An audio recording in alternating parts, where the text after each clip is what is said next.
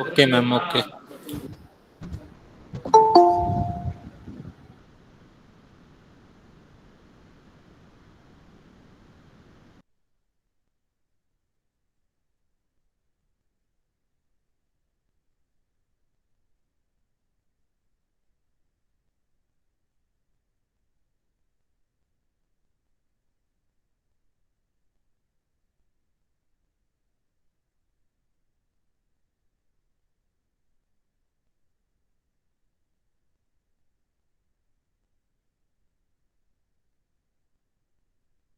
Test that we done, first is the shape and size, second is color, third is thickness of capsule shell, fourth leak test of for semi solid and liquid ingredient in case of soft capsule, disintegration test and weight variation test. ठीक है, इसके अलावा भी कुछ और test हैं जो include मैंने कर दिए हैं कैप्सूल के केस में. ठीक है, so let's start with the shape and size of capsule. For the shape and size of the capsule, randomly select the capsules from the batches and then their inspection is done by visual. For example अगर कोई भी capsule बन रही है तो randomly किसी भी batch में से 10 या 20 कैप्सूल्स को रैंडमली पिक कर लेंगे और जो पर्सन पिक कर रहा है वो by the help of eye visual inspection करेगा. ठीक है, तो by visual inspection shape and size of the capsule is done. Second is thickness. For the thickness of capsule, vernier caliper or micrometer caliper are used, and then compare the thickness of the capsule with the standard that are given in the pharmacopoeia. ठीक है. Third is the permeability and sealing test. Permeability and sealing test इसलिए perform किया जाता है क्योंकि in case of hard gelatin capsule अगर cap and body के बीच में प्रॉपर सीलिंग नहीं होगी तो ड्यूरिंग ट्रांसपोर्टेशन क्या हो सकता है, सील ब्रेक हो जाएगी और अंदर का इंग्रेडिएंट वेस्ट हो सकता है. ठीक है, so in case of capsule mainly hard gelatin capsule sealing test is done and as well as in case of soft gelatin capsule sealing test is done. ठीक है, तो दोनों ही कैप्सूल के केस में सीलिंग टेस्ट को देखा जाता है कि जो भी इंग्रेडिएंट अंदर फिल किया गया है वो कहीं निकल तो नहीं रहा है या फिर कोई लीकेज तो नहीं हो रही है ड्यूरिंग ट्रांसपोर्टेशन या स्टोरेज. ठीक है, परमेबिलिटी मीन्स होता है it is a process by which any water और moisture is penetrate through the membrane. ठीक है, तो यहाँ पे क्या है मेनली देखा जाता है कि जिस भी कंटेनर में या जो भी आपने पैकिंग मटेरियल यूज किया है कैप्सूल्स को स्टोर करने के लिए उसमें से मॉइस्चर पेनिट्रेट तो नहीं हो रहा है या फिर जो अंदर का मटेरियल है लिक्विड या सेमी लिक्विड उसमें से कोई वोलेटाइल लिक्विड पेनिट्रेट तो नहीं हो रहा है. तो ये सब चीजें चेक की जाती हैं इन परमेबिलिटी टेस्ट. ठीक है, ये तीनों टेस्ट क्लियर हो गए हैं. Yes, ma'am.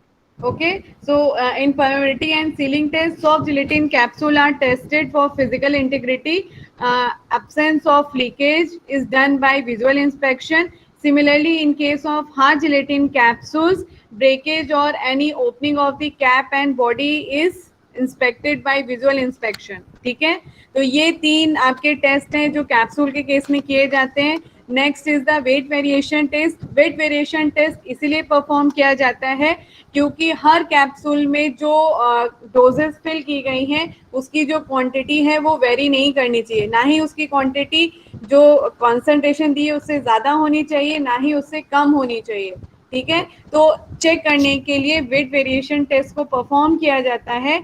In case of hard gelatin capsule first क्या करते हैं 20 capsules are taken randomly from the batches and their average weight is calculated. ठीक है, आफ्टर एवरेज वेट को कैलकुलेट करने के बाद क्या करते हैं इंडिविजुअल जो कैप्सूल्स हैं उनका वेट कैलकुलेट किया जाता है and then it is compare with the average weight. ठीक है, तो ये चेक किया जाता है जो इंडिविजुअल कैप्सूल का वेट है it should be fall within the range of 90 to 110%. ठीक है, अगर इस रेंज से कम जा रहा है या इस रेंज से ऊपर जा रहा है देन चेक किया जाता है कि नंबर ऑफ कैप्सूल इस रेंज से कितनी बाहर जा रही है. ठीक है, अगर आप 20 कैप्सूल्स लेते हैं तो देखा जाता है जो रेंज दी गई है 90 to 110%. ठीक है, ये जो रेंज दी गई है अगर इन case of 20 capsule only 2 capsules को अलाउ है कि वो इस रेंज से बाहर जा सकती हैं. पर बाहर जाने का मतलब ये नहीं है कि बहुत ज्यादा बाहर चले जाएं. ठीक है, plus minus 15% variation is acceptable. अगर इस प्लस माइनस 50% से बहुत ज्यादा हो जाएगा अगर वेट, तो आपका जो टेस्ट है वो फेल हो जाएगा। ठीक है, तो इसमें क्या करते हैं, वेट वेरिएशन के टेस्ट में पहले 20 कैप्सूल्स को लिया जाता है, उनको पहले फिर उनका इंडिविजुअल 20 कैप्सूल्स को लिया जाता है, फिर उनका एवरेज वेट कैलकुलेट किया जाता है। एवरेज वेट कैलकुलेट करने के बाद हर एक 20 कैप्सूल्स में जितनी भी कैप्सूल्स हैं, हर इंडिविजुअल कैप्सूल्स का वेट लिया जाता है एंड एवरेज वेट के साथ कंपेयर किया जाता है। ठीक है, ये जो 90 to 110% एवरेज वेट दिया गया है, ये जो स्टैंडर्ड वेट दिया गया है, ये आपके फार्माकोपिया में मेंशन्ड होता है, इसी के साथ कंपेयर किया जाता है। ठीक है, अगर मान लीजिए 20 कैप्सूल्स में से 2 कैप्सूल से ज्यादा कैप्सूल इस रेंज से बाहर जा रही हैं, देन सेकेंड स्टेप परफॉर्म किया जाता है। सेकेंड स्टेप में क्या करते हैं, अब रेंडमली 10 हार्ड जिलेटिन कैप्सूल्स को सिलेक्ट किया जाता है, फिर उनका एवरेज वेट लिया जाता है। ठीक है, एवरेज वेट लेने के बाद हम क्या करते हैं, अब जो सेकेंड स्टेप में जो टेस्ट परफॉर्म किया जाता है, इसमें हम कैलकुलेट करते हैं content that is present inside the cell. ठीक है, जो भी ड्रग प्लस एक्सिपिएंट की जो कंसंट्रेशन है ड्रग की, जो शेल के अंदर फिल की गई है, उसके कंटेंट को कंपेयर किया जाता है स्टैंडर्ड वेट के साथ। ठीक है, जो यह स्टैंडर्ड जो रेंज दी गई है उनके साथ कंपेयर किया जाता है। तो इसमें क्या करते हैं, 100 जिलेटिन कैप्सूल्स को पहले वे करते हैं इंडिविजुअली। वे करने के बाद अब क्या करते हैं, हर एक शेल को निकालते हैं, उसमें जो कंटेंट है उसको निकाल देते हैं। निकालने के बाद अब आपका क्या बचा, एम्प्टी शेल्स। ठीक है, तो अगर आपको कैलकुलेट करना है कि एक कैप्सूल में परसेंटेज ऑफ कंटेंट कितना प्रेजेंट था, तो उसको कैलकुलेट करने के लिए पहले एक कैप्सूल्स को पूरा वे करिए। वे करने के बाद जो हार्ड जिलेटिन कैप्सूल के अंदर का जो मटेरियल है उसे रिमूव कर दीजिए। रिमूव करने के बाद जो जिलेटिन कैप्सूल है, जो एम्प्टी जिलेटिन कैप्सूल है, उसका वेट कैलकुलेट करिए। ठीक है, आफ्टर दैट क्या करेंगे, जो टोटल कैप्सूल का वेट था माइनस एम्प्टी शेल कैप्सूल का वेट करेंगे। ठीक है, तो जब आप माइनस करोगे तो उसमें आपको क्या कैलकुलेट हो जाएगा, जो कंटेंट उस कैप्सूल के अंदर प्रेजेंट है। ठीक है, क्लियर हुआ बेटा? Yes ma'am. अब ये जो कंटेंट आ रहा है हर एक इंडिविजुअल कैप्सूल का, इसे देखा जाएगा कि ये जो स्टैंडर्ड जो रेंज दी गई है उसके अंदर आ रही है कि नहीं आ रही है। अगर इसके अंदर आ जाएगी देन आपका टेस्ट पास हो जाएगा। अगर इस रेंज के बाहर जा रही है, प्लस माइनस 15 का चेंज, इससे ज्यादा चेंज आ रहा है, तो टेस्ट फेल हो जाएगा। ठीक है, क्लियर हो गया first test in case of hard gelatin capsule. ठीक है, सॉफ्ट जिलेटिन कैप्सूल्स के केस में क्या करते हैं, रैंडमली 10 सॉफ्ट जिलेटिन कैप्सूल्स को लेते हैं। सेम एक कैप्सूल उठाएंगे, पहले उसका वे करेंगे। वे करने के बाद जो अंदर का कंटेंट है उसे रिमूव करने के लिए सीजर या शार्प ब्लेड को यूज करेंगे। So by the help of sharp scissor blade we can remove the material that is filled in inside the soft gelatin capsule। ठीक है, उसके बाद रिमूव करने के बाद उसको फिर सॉल्वेंट के साथ वॉश करेंगे। वॉश करने के बाद जो आपका एम्प्टी शेल कैप्सूल है उसे 30 मिनट के लिए एक जगह पे रख देंगे एट रूम टेम्परेचर। ठीक है, आफ्टर 30 मिनट के बाद जो एम्प्टी शेल है सॉफ्ट जिलेटिन कैप्सूल की, उसका वेट कैलकुलेट करेंगे। ठीक है, कैलकुलेट करने के बाद फिर जो टोटल कैप्सूल का वेट आया था माइनस एम्प्टी शेल कैप्सूल का वेट कैलकुलेट करेंगे। तो जो अमाउंट निकल के आएगा वो आपका शो करेगा कि उस सॉफ्ट जिलेटिन कैप्सूल के अंदर कितना कंटेंट प्रेजेंट है। ठीक है, अगेन सेम थिंग करेंगे, जो कंटेंट का आया है अमाउंट उसे आप टैली करेंगे विद द रेंज जो आपके फार्माकोपियाज में मेंशन की गई है। ठीक है, क्लियर हो गया weight variation test? Yes ma'am. ठीक है, next is the disintegration test. Disintegration test इसीलिए परफॉर्म किए जाते हैं क्योंकि जैसे टैबलेट के केस में जब तक जो भी टैबलेट है वो ब्रेक नहीं करेगी, वो बायोलॉजिकल फ्लूइड में डिसॉल्व नहीं होगी, तो सेम विद कैप्सूल्स ऑल्सो, अगर आपकी कैप्सूल की शेल ब्रेक नहीं करेगी, जो उसके अंदर का मटेरियल है वो आपके बायोलॉजिकल फ्लूइड में डिसॉल्व नहीं होगा। ठीक है, तो अगर बायोलॉजिकल फ्लूइड में ड्रग आपकी डिसॉल्व नहीं होगी तो वो अपना इफेक्ट शो नहीं कर पाएगी। ठीक है, तो So by the help of disintegration test, we calculate the time that is required by a capsule or tablet to disintegrate in the biological fluid. ठीक है, तो कितना टाइम में पर्टिकुलर कैप्सूल बॉडी के बायोलॉजिकल फ्लूइड में जाके break होके dissolve होगी, उस टाइम को कैलकुलेट करने के लिए डिसइंटीग्रेशन टेस्ट को परफॉर्म किया जाता है. ठीक है, डिसइंटीग्रेशन टेस्ट को परफॉर्म करने के लिए डिसइंटीग्रेटर को यूज किया जाता है. It contain 6 tubes. ठीक है, यहाँ पे मैंने एक पिक्चर शो की हुई है, दिखाई पड़ रही है बेटा? दिख रही है? सेकंड पिक्चर को देखिएगा, जिसमें एक बास्केट बनी हुई है, ग्रीन एंड रेड कलर की छोटी छोटी सी डिक्स बनी हुई है, दिख रही है? Yes ma'am. Yes ma'am. Yes ठीक है, मैम. तो अगर आप इस पिक्चर को ध्यान से देखेंगे तो एक साइड पूरा इंस्ट्रूमेंट दिखाया है मैंने. जो डिसइंटीग्रेटर का इंस्ट्रूमेंट होता है वो इस तरीके से होता है. ठीक है, एक साइड में बास्केट दिखाई है. अगर इस बास्केट को ध्यान से अगर देखेंगे तो इसमें 6 होल्स बने हुए हैं. ठीक है, ये जो होल्स होती हैं इन्हीं में से ट्यूब्स पास होती हैं, और जो नीचे का पार्ट होता है उसमें अगर आप इसी में पिक्चर में देखोगे, यहाँ पे दिखाई पड़ी होंगी, यहाँ पे सीव बनी हुई है, दिख रही है Yes, बेटा? सीव. ठीक है, तो अगर आप इस बास्केट को देखोगे तो ऊपर का जो पार्ट होता है वो ओपन होता है, लेकिन जो बॉटम पार्ट होता है वहां पे सीव लगी रहती है. ठीक है, इस बास्केट के अंदर रेड और ग्रीन कलर की डिस्क पड़ी होती हैं. ये जो डिस्क होती हैं ये हेल्प करती हैं जो आपकी टैबलेट है या कैप्सूल है वो अपनी जगह से हट ना जाए, तो उसे अपनी जगह पे रहने के लिए ये डिस्क यूज की जाती है. ठीक है, क्लियर हो गया है? yes, ma'am.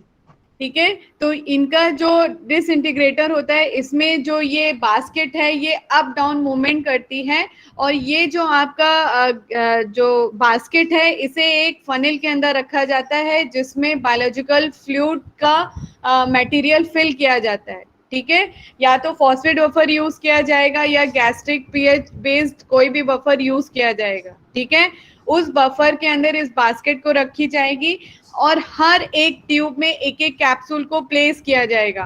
कैप्सूल को प्लेस करने के बाद उसे 30 मिनट्स के लिए अप डाउन मूवमेंट प्रोवाइड करेंगे. अप डाउन मूवमेंट इसलिए प्रोवाइड की जाती है क्योंकि अगर आप बॉडी में अगर कोई भी टैबलेट देते हैं या कोई भी फॉर्मुलेशन देते हैं तो उनमें कंटिन्यूअसली मूवमेंट होता रहता है इन दी बायोलॉजिकल फ्लूइड. ठीक है, तो उसी मूवमेंट को प्रोवाइड करने के लिए इसमें अप डाउन मूवमेंट दिया गया है, जिसकी वजह से जो कैप्सूल है हर कैप्सूल में हर ट्यूब में उसका मूवमेंट प्रेजेंट रहेगा. ठीक है, वो जब अपने जगह से ऊपर नीचे मूव करेगी तभी वो अपने बायोलॉजिकल फ्लूइड में अपना काम करना शुरू करेगी. ठीक है, तो इसमें कैलकुलेट किया जाता है जो कैप्सूल आपने इसके अंदर डाली है वो कितने टाइम में ब्रेक हो रही है, और उसके अंदर में जो प्रेजेंट मटेरियल है वो फॉस्फेट बफर में कितने टाइम में पूरी तरीके से डिसॉल्व हो रहा है. ठीक है बेटा, क्लियर हो गया है process? Yes, ma'am. Yes ma'am. अगर आप ऊपर वाला पिक्चर देखोगे तो ध्यान से अगर देखें तो सेम ऐसा ही होता है. हर ट्यूब में इसी तरीके से कैप्सूल को डाला जाता है. जैसे जैसे टाइम शुरू होता है एज पर द डिसइंटीग्रेशन की उसके अंदर का जो मटेरियल है वो कितने टाइम में डिसइंटीग्रेट हो रहा है, इस तरीके से वो टूटना शुरू होता है. पहले जो ऊपर की शेल है मे बी हार्ड और सॉफ्ट, वो अपनी जगह से अपने ब्रेक होना शुरू होगी. जब वो ब्रेक होगी तो उसके अंदर का मटेरियल धीरे धीरे डिसॉल्व होगा. ठीक है, अगर आप यहाँ पे देखोगे यहाँ पे जो भी कैप्सूल है उसके अंदर का मटेरियल रेड कलर का है. ठीक है, तो अगर आप देखोगे स्टार्टिंग में कोई कलर चेंज नहीं हो रहा है. After 3 minute slightly colour change होना शुरू हो गया है. आफ्टर 4 मिनट के बाद कलर और ज्यादा रेड हो गया है, एंड आफ्टर 10 मिनट के बाद जो सोल्यूशन है वो पूरी तरीके से रेड हो गया है. तो ये शो कर रहा है कि जो कैप्सूल डाली गई थी उसके अंदर का जो मटेरियल है वो पूरी तरीके से बायोलॉजिकल फ्लूइड में डिसॉल्व हो गया है. तो यहाँ पे जो लास्ट में 10 मिनट में जो सोल्यूशन मिलके आ रहा है वो पूरी तरीके से रेड क्लियर सोल्यूशन है. ठीक है, क्लियर हो गया बेटा?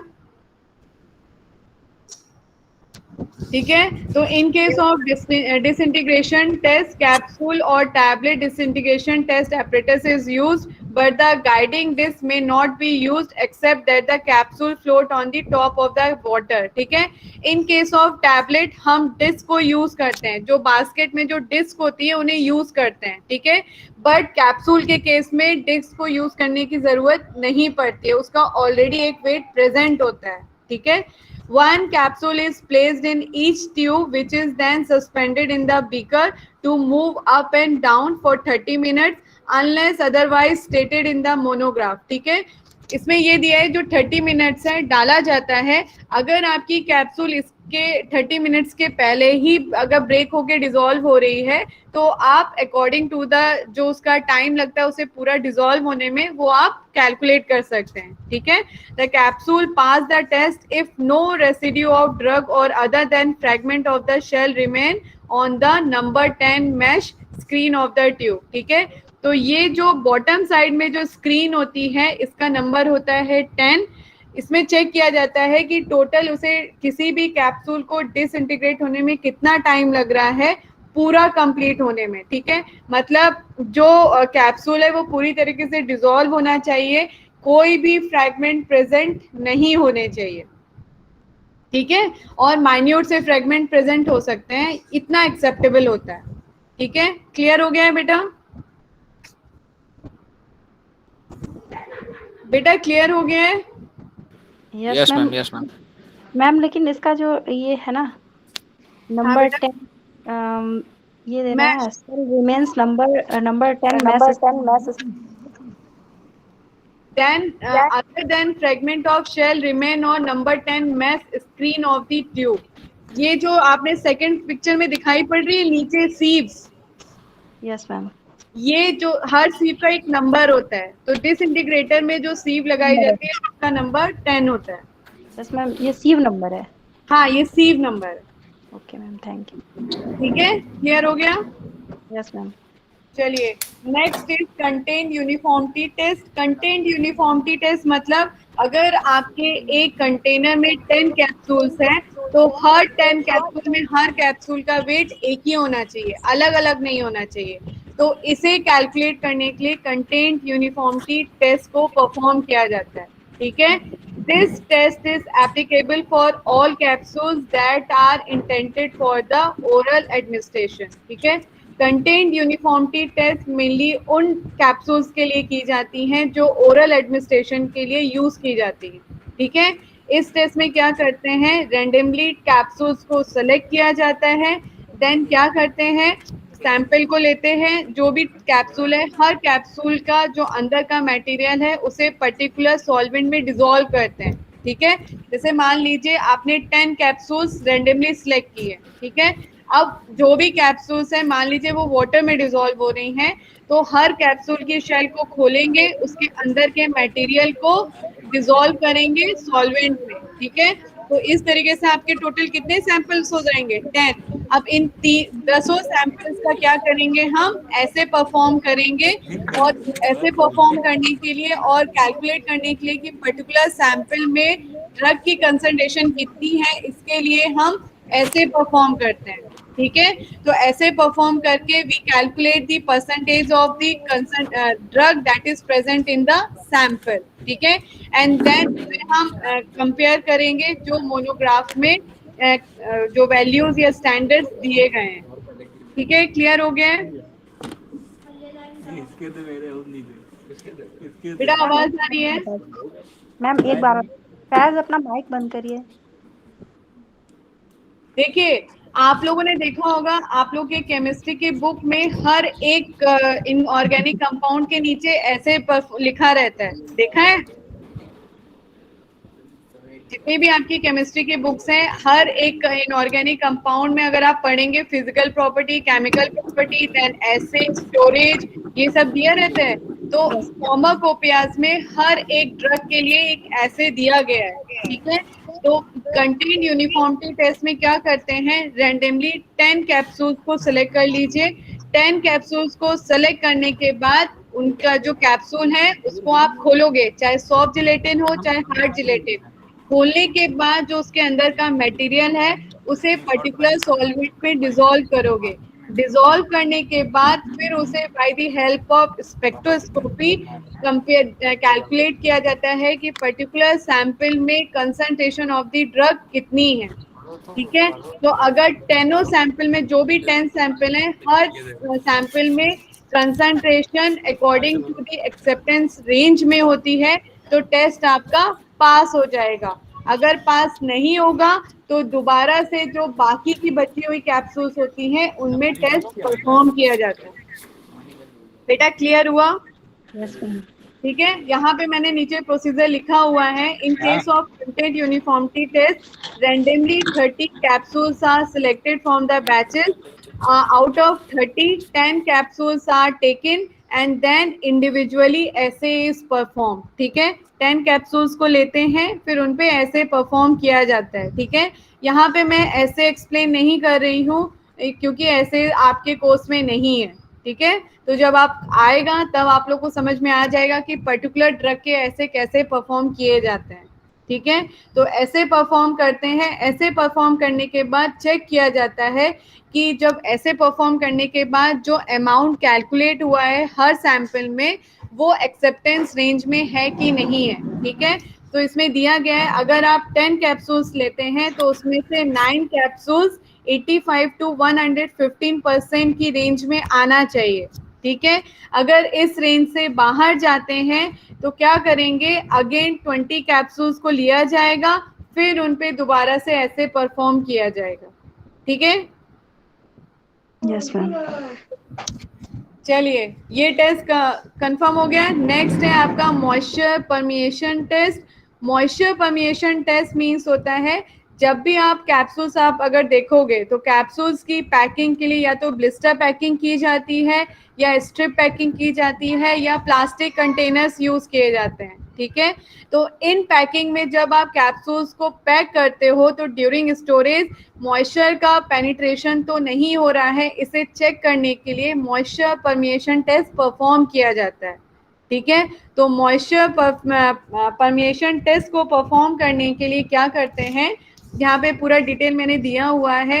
The USP requires determination of moisture permeation characteristics of a single unit, जिसे हम कहते हैं blister packing, and unit dose container. ठीक है, सिंगल यूनिट मीन्स होता है, आपने देखा होगा ब्लिस्टर पैकिंग में हर एक जो कैप्सूल या टैबलेट होती है उसको एक कवरिंग दी जाती है, देखा है बेटा? Yes, इस ma'am. तरीके से ये दिखाई पड़ रहे हैं। Yes ma'am. देखो ब्लिस्टर में हर एक पॉकेट में एक एक कैप्सूल होगी, इसे हम कहते हैं सिंगल यूनिट। ठीक है, लेकिन अगर कंटेनर में इस तरीके से टैबलेट्स को रखा जाता है देन हम उसे कहते हैं unit dose containers.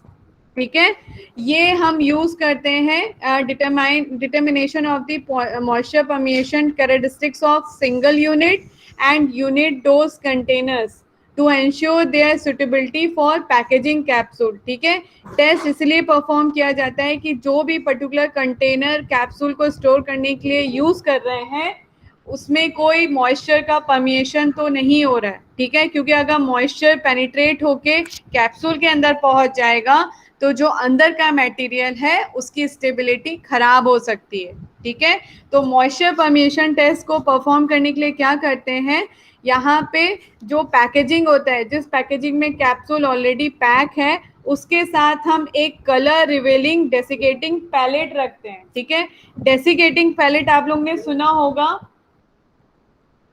Silica gel. Silica gel देखा है ना आप लोग, देखा होगा बॉटल्स में या कंटेनर्स में सिलिका जेल प्रेजेंट रहता है, देखा है मैम वो कोई टैबलेट जैसे उसमें बेटा? ये कंटेनर। देखिए ऊपर मैंने एक पिक्चर बनाई है, जैसे आप कोई लेदर का शूज खरीदते हैं या कभी अगर शूज खरीदने जाते हैं उसके अंदर भी डेसिकेट के पैलेट्स रखे रहते हैं, इस तरीके से पाउच टाइप का आप लोग ने देखा होगा, मैम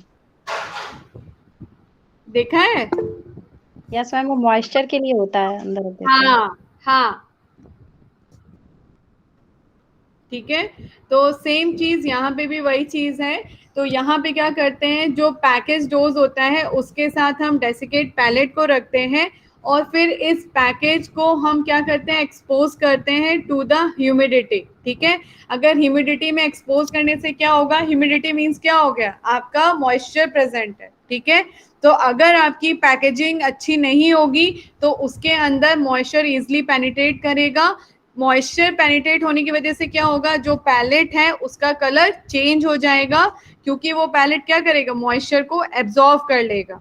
ठीक है, तो by the help of desiccating pellet हम कैलकुलेट करते हैं कि अगर जो भी पैकेजिंग मटेरियल यूज किया गया है कैप्सूल को पैक करने के लिए, वो मॉइस्चर उसमें पेनिट्रेट हो रहा है कि नहीं हो रहा है, ठीक है। और फिर चेक किया जाता है कि जो आपका प्री टेस्ट वेट था या पोस्ट टेस्ट वेट, दोनों के चेक किए जाते हैं, ठीक है बेटा, क्लियर हुआ? Yes ma'am. ठीक है। तो पैकेजिंग का पैलेट रखने के साथ पहले वेट चेक किया जाता है, फिर उसको ह्यूमिडिटी में रखने के बाद फिर वेट चेक किया जाता है, ठीक है। और चेक देखा जाता है कि दोनों के वेट में क्या चेंज आया, ठीक है। क्योंकि अगर आपकी कोई भी पैकेजिंग मॉइस्चर को एब्जॉर्ब कर लेगी तो उसका वेट क्या हो जाएगा, बढ़ जाएगा, ठीक है। एंड प्लस वो ये भी रिवील करेगा कि आपका जो पैकेजिंग मटेरियल है it is not suitable for the capsule, ठीक है। क्लियर हो गया है? Yes ma'am.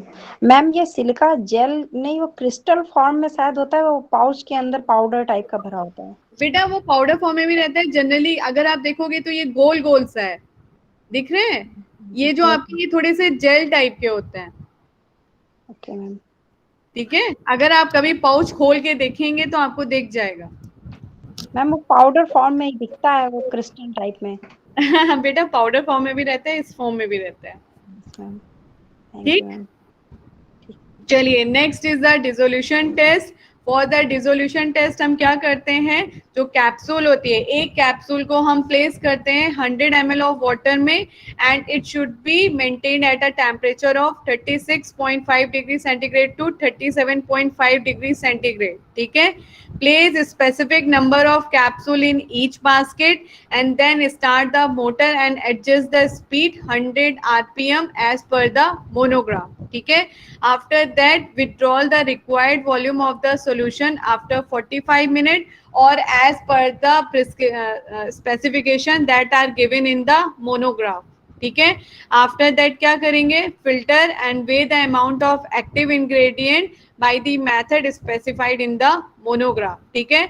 इसे हम रिपीट करेंगे एंड देन चेक करेंगे कि मोनोग्राफ में जो क्वांटिटी मेंशन की गई है वो क्वांटिटी उतनी डिसॉल्व हो पा रही है कि नहीं हो पा रही है, ठीक है। Next is the stability testing. Stability testing of capsule को परफॉर्म करने के लिए हम क्या करते हैं, जो भी कैप्सूल्स हैं उन्हें डिफरेंट टेम्परेचर और ह्यूमिडिटी में स्टोर करके रखते हैं, ठीक है। So by the help of stability testing we calculate the storage condition as well as the product shelf life, ठीक है। अगर आपने देखा होगा हर प्रोडक्ट के ऊपर एक एक्सपायरी डेट दी रहती है, ठीक है। तो एक्सपायरी डेट जो कैलकुलेट की जाती है वो by the help of stability testing के की जाती है, ठीक है। तो अगर आपको किसी भी कैप्सूल को जो स्टोर करना है, फ्रीज कंडीशन में रखना है, कूल में रखना है या रूम टेम्परेचर में रखना है, तो इसे कैलकुलेट करने के लिए हम स्टेबिलिटी टेस्टिंग परफॉर्म करते हैं, ठीक है। इसके अलावा अगर आपके किसी भी प्रोडक्ट को 2 साल के लिए रखना है, 6 महीने के लिए रखना है, इसे कैलकुलेट करने के लिए भी हम स्टेबिलिटी टेस्टिंग को परफॉर्म करते हैं, ठीक है। So by the help of stability testing we calculate और determine two things, first is the storage condition and second is the product shelf life, ठीक है। So in case of stability testing हम क्या करते हैं, capsules are stored under the room temperature 40 degree and 80% relative humidity, ठीक है। इन 3 conditions पे हम कैप्सूल को रखते हैं, देन डिटरमाइन करते हैं अगर कैप्सूल की जो प्रॉपर्टीज है अगर उसमें कोई चेंज आ रहा है या नहीं आ रहा, ठीक है। Next is the packaging and storage. For the packaging and storage, we use well closed glass and plastic container and it should be stored at a temperature not exceeding 30 degrees centigrade. ठीक है. Next, capsules are individually protected by enclosing in a strip and blister packing. ठीक है.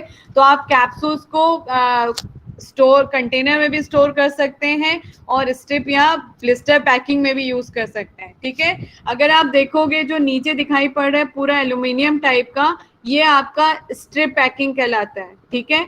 लेकिन अगर ये blister form की packing होती है इसे हम कहते हैं ब्लिस्टर पैकेजिंग, ठीक है। In case of strip packing the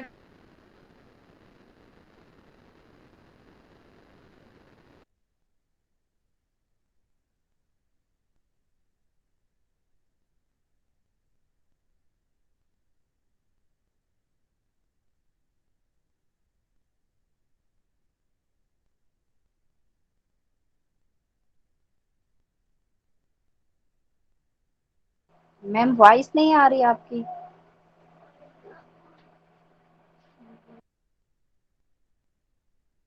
is the capsule through the baking strip, ठीक है। तो इसके ये उत्तर मैम आपकी वॉइस नहीं आ रही थी। वॉइस नहीं आ रही, yes ma'am, packing and storage heading के बाद मैम आपकी वॉइस नहीं आ रही थी। अब आ रही है? Yes ma'am. हे भगवान। चलिए ठीक है, हम अगेन रिपीट कर देते हैं। Packaging and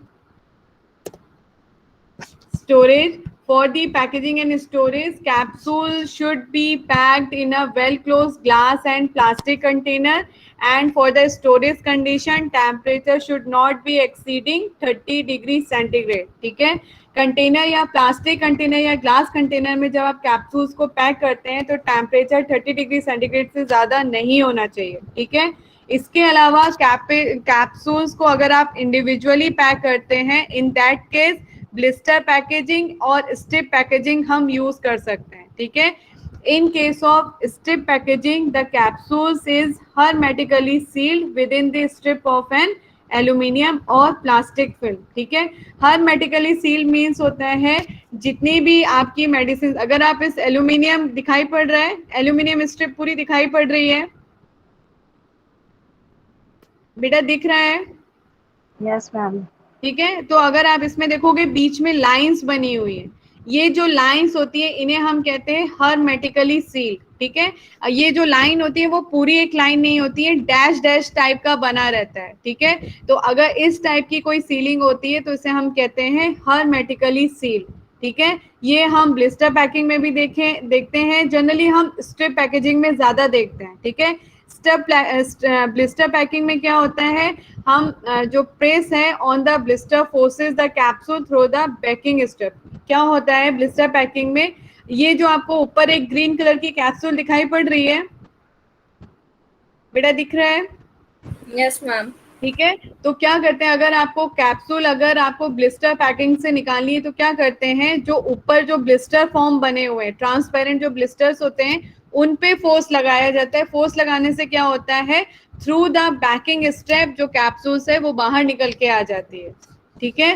so for the storage, temperature should not be increase और exceeding the 30 degree centigrade. And packaging के लिए हम ब्लिस्टर पैकेजिंग यूज कर सकते हैं, स्ट्रिप पैकेजिंग यूज कर सकते हैं, और ग्लास एंड प्लास्टिक कंटेनर, ठीक है। So this is all about the capsule, okay. Ma'am एक क्वेश्चन था मैम, वो जो वर्नियर कैलिपर होता है और मैम एक दूसरा कैलिपर और उसमें लिखा हुआ है माइक्रोमीटर कैलिपर, मैम, उसको नहीं देखा, वर्नियर को तो देखा है मैंने। बेटा वर्नियर माइक्रोमीटर कैलिपर एक ही टाइप के होते हैं, थोड़ा सा शेप में चेंज होता है, दैट्स इट। और मैम कभी कभी ये जो ब्लिस्टर पैकिंग होती है मैम, इसमें जो कैप्सूल के लिए जो पैकेजिंग के लिए कभी कभी सिर्फ एक कैप्सूल तो मतलब उसमें होता है, फिल होता है मतलब, और एक मतलब ऐसे ही बना होता है, ऐसा लगता है उसके अंदर कैप्सूल रखा हुआ है पर वो खाली होता है, वो क्या होता है? एक मिनट, आप बेटा क्या कह रहे हैं, फिर से रिपीट करिए। मैम जो ब्लिस्टर पैकिंग होती है किसी हाँ, किसी कैप्सूल में, तो हमने देखा है कि वो कैप्सूल तो मतलब उसमें सिर्फ कैप्सूल का वो बना होता है, शेल बनी होती है किसमें कैप्सूल रखा होगा, लेकिन वो एक खाली होता है, एक भरा होता है, एक में कैप्सूल रखा होता है, मतलब वो थोड़ा सा बना होता है, छोटा सा डिजाइन सा उसमें। आप मुझे दिखाइएगा। यस मैम, मतलब कभी कभी किसी किसी में, मतलब हमने देखा, सब में नहीं, कभी कभी एक दो में देखा है किसी किसी में। तो वो मैन्युफैक्चरिंग डिफेक्ट हो सकता है, जनरली ऐसा होता नहीं है, क्योंकि जितनी भी आपकी अगर ब्लिस्टर पैकिंग में जो भी कैप्सूल्स होती हैं वो पूरी फिल्ड होती हैं। नहीं वो मैम, मतलब एक या तो डिजाइन होगा उनका कि वो एक एक उसमें भरा हुआ है और दूसरा एक छोटा सा मतलब बना है, ऐसा लग रहा है कि जैसे उसमें छोटा सा कैप्सूल होगा लेकिन वो यस खाली मैम, या जो वो कह रही मैम, हमने भी देखा मैम, वो कैप्सूल्स होते मैम, उसमें छोटे छोटे मैम स्पेस मैम दिए जाते हैं। है, ऐसा लगता है उसमें होगा कैप्सूल लेकिन यस होता मैम। नहीं है। कैप्सूल के अंदर कैप्सूल।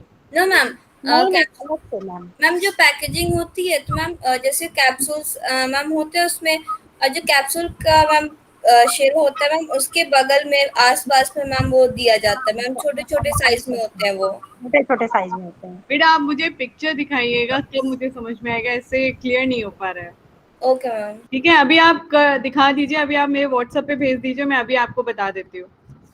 मैम अगर कोई रखा होगा तो जरूर दिखा देंगे मुझे ध्यान था इसलिए। चलिए कोई बात नहीं, आप मुझे भेज दीजिएगा, नेक्स्ट क्लास में हम बता देंगे, ठीक है? ठीक ठीक ma'am, thank you ma'am. Okay.